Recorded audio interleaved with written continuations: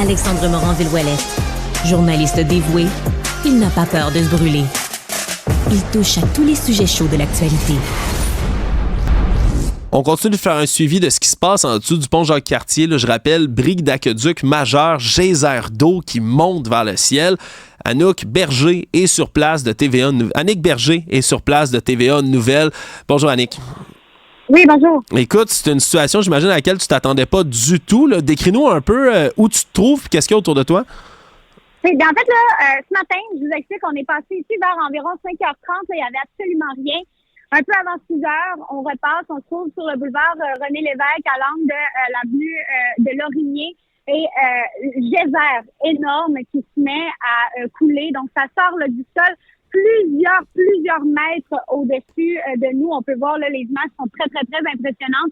Et donc, tout le boulevard René Lévesque là, se trouve pratiquement être une rivière là, à l'heure où on se parle. Je pense qu'on peut peut-être entendre justement là, derrière moi l'eau qui s'écoule. Il y a plusieurs centimètres d'eau là, qui ont inondé la rue. Alors, plusieurs rues avoisinantes qui sont complètement fermées. Bien sûr, le boulevard René Lévesque à l'angle de Laurier, mais également la rue Notre-Dame jusqu'à Papineau. Alors, plusieurs détours à faire là, parce qu'on se trouve justement en dessous du pont Jacques-Cartier. Et là, bien, il y a plusieurs gens qui vont devoir se trouver un détour ce matin.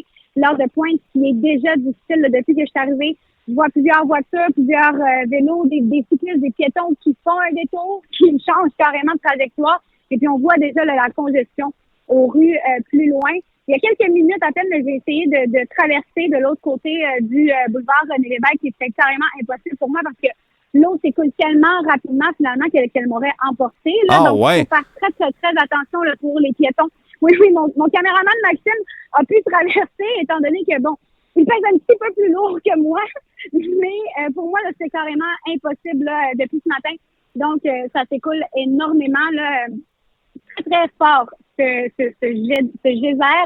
Et l'eau qui s'écoule également, qui fait un courant assez important. Là, donc, plusieurs logements qui pourraient être inondés. Là. Oui, carrément. Et là, justement, on voit l'eau qui monte là, où les logements qui se trouvent pas loin là, sur le boulevard René Lévesque. Alors, peut-être des gens qui sont inondés ce matin.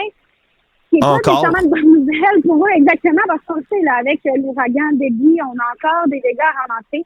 Alors, beaucoup d'eau, là, encore une fois, pour les gens de Montréal au centre-ville. Puis là, ça s'arrête pas. Là. Ça fait 1 heure que ça coule, là, oui. Annick. Moi, c'est ça qui me surprend. Quand j'ai vu les premières images, j'ai dit, ouf, ils vont sûrement fermer les aqueducs au plus sacrant pour éviter que ça coule. Mais non, là, ça continue de se déverser. Puis t'as raison, regarde, pendant que je parle, on l'entend, là. On l'entend pour ceux qui tendent l'oreille.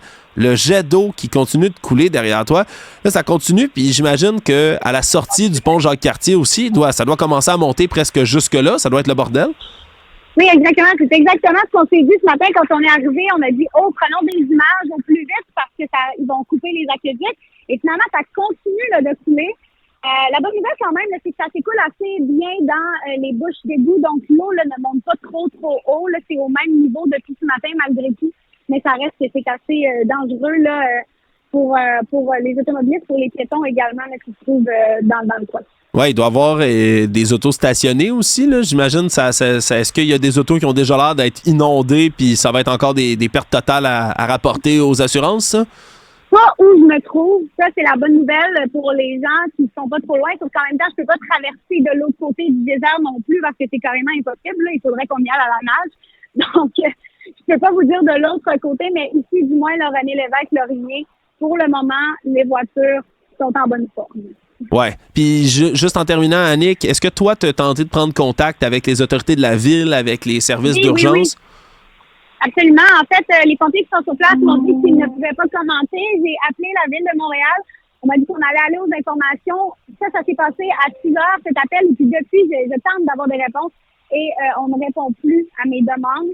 Donc, on tente de comprendre qu'est-ce qui se passe, on interpelle, on continue d'interpeller la ville de Montréal pour avoir un peu plus d'informations. Bon, mais un gros merci à Annick Berger, journaliste pour TVA Nouvelles. Fais attention à toi, j'ai le goût de dire. Trouve-toi... écoute, je vais citer Céline Dion ce matin, Annick. Take a kayak. Hein? Prends un kayak, une embarcation, une veste de sauvetage, que dis-je. Fais attention à toi, s'il te plaît. On n'aimerait vraiment pas ça qu'il y ait une journaliste emportée par le courant sur la rue René Lévesque. Je pensais jamais dire ça de ma vie. Merci, Annick, de suivre ça. Merci, au revoir. Salut.